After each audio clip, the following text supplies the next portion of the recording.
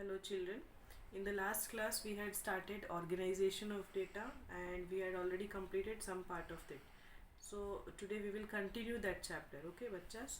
So I'll start with raw data. I think this also we had discussed. Okay, raw data, that is data in its crude form, we can say. Okay, which is not organized or which is not classified. That is raw data. And that is data in its original form, we can say. That is your raw data, जिसको हम जिस form में collect करते हैं वो वैसा ही रहेगा. Okay, उसमें कोई उसको ना ही हमने ऑर्गेनाइज तरीके से सजाया या सिस्टमेटिक वे में हमने उसको नहीं किया है. That is your raw data. Okay, so it is an unorganized unorganized items, we can say, raw data. And this raw data, it is classified in the form of series, we can say. Okay, classified in the form of series, that is individual series and frequency series. Okay, two types of series are there, that is two types of statistical series are there, individual and frequency. So here you can see individual series and frequency series, isn't it? So in frequency series, you can see in frequency series it is again classified into discrete series, that is this discrete series is also known as frequency array, and the next one is frequency distribution, and this is also known as continuous series. Okay, so individual series, as you can see here, items are listed singly. Okay, मतलब single एक एक item दिया गया, that is number of, as it is you can see here, number of workers it is given and daily wages. So number of workers for first one is 25 rupees, that is daily wages. second के लिए 50, उन्हें एक एक का अलग अलग दिया हुआ है किसका कितना है. Okay, so this is your individual series, we can say. Okay, then next comes frequency series. So in frequency series, as you can see here, discrete series first one, and second is frequency series. So in continuous series. So in discrete series, as it is given, exact measurement is clearly shown in discrete series. So discrete series, it is also known as frequency array. इसको frequency array is also saying.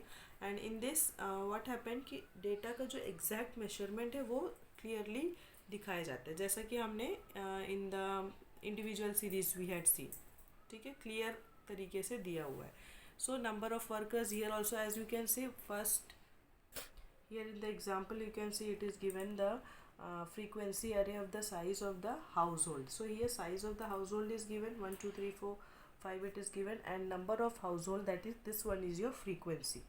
Okay, 5 15 25 35 10, this is your frequency. Okay, so this is discrete series. Clear? Now comes continuous series. Okay, so continuous series, it cannot be exactly measured in continuous series. Okay, that is series where items cannot be measured exactly. Okay, here what happened कि items are assumed, that is a range it is given. Okay, and whatever frequency is there, that frequency will be inside, that is the items assume a range of values and are placed within the range of limit, range limit के अंदर आएगा. Okay, so here datas are classified into classes with a range, that range is called class interval. Class interval मतलब जैसा 10 to 20, 20 to 30, this is your class interval. Okay, so this is continuous series. Now see, next point is, that is what are the things which helps you to do the practicals and all, isn't it? In this chapter, you know, practical also we have to do it. So here the terms which is essential, that is first comes frequency.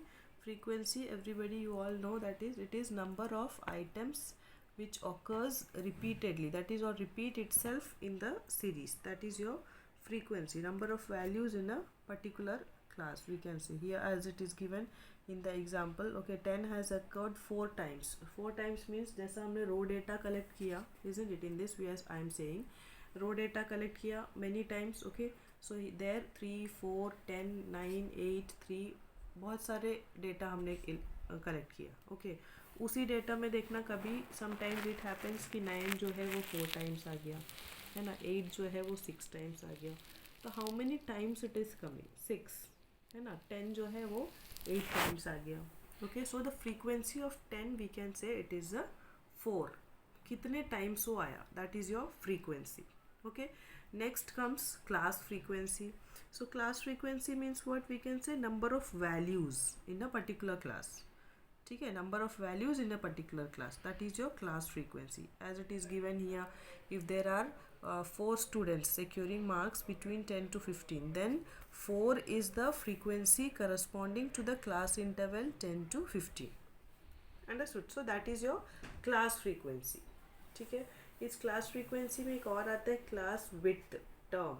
ठीक है, class width means what we can say it is a difference between the upper class limit and the lower class limit. That is your class width. There's a 10 to 15 hai. Okay, this is lower class, upper class, isn't it? So the difference between the upper class limit and the lower class limit, that is your class width. Class limit is also there in this. So class limit, we can say two ends of the class limit, that is lowest value is called lower class limit and the highest value is called the upper class limit. Okay, so here in class limit, see, inclusive method and exclusive method, it is there. Okay, so in class limit, as I said, two ends of the class limit means we can say, see this one, that is as we are writing 10 to 20 class interval. Okay, 10 to 20 and 20 to 30, 30 to 40, this is your class interval. Okay, so the lowest value is called the lower class limit, that is this one. Yes, lower class limit, and the highest one is upper class limit. Okay, so the now here inclusive and exclusive method it is given. Okay, so see, inclusive and exclusive, the class by the exclusive method, that is in exclusive method, this method is formed in such a way that the upper class limit of one class, that is upper class limit of one class is 20 and upper class limit it is here 20 and lower class is 10, lower limit is 10. So exclusive, what happened in exclusive method, it is formed in such a way that the upper class limit of one class, it is equal the lower class limit of the next class. That is in exclusive method we can say as 0 to 10. Okay, here 0 to 10, one class interval is there. So according to exclusive method, what happens ki when we will continue this, we will be writing here as it is written 0 to 10, so the next class interval will be 10 to 20. So this is your exclusive method. This one is your exclusive method. Okay, that is upper class limit of one class, this is the upper class limit of one class, equals the lower limit of the next class, this is the lower limit. So this both are equal. So this is your exclusive method. Hope understood all of you, isn't it?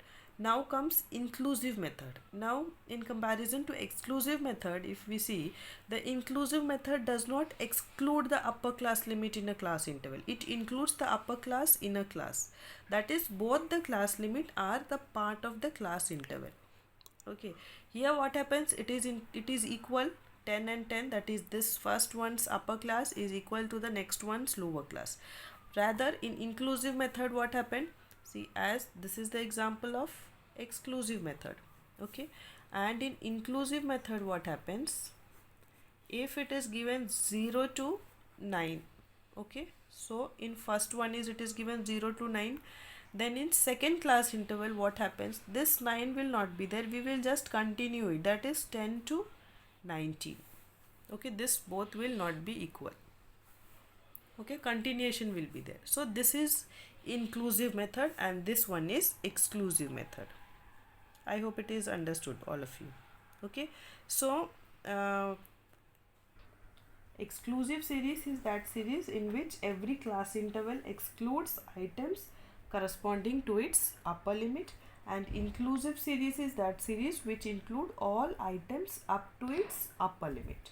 Okay, so this is the basic difference between inclusive and exclusive series. I hope till here it is clear to everyone.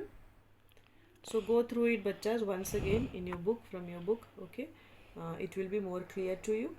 Thank you so much. God bless you all.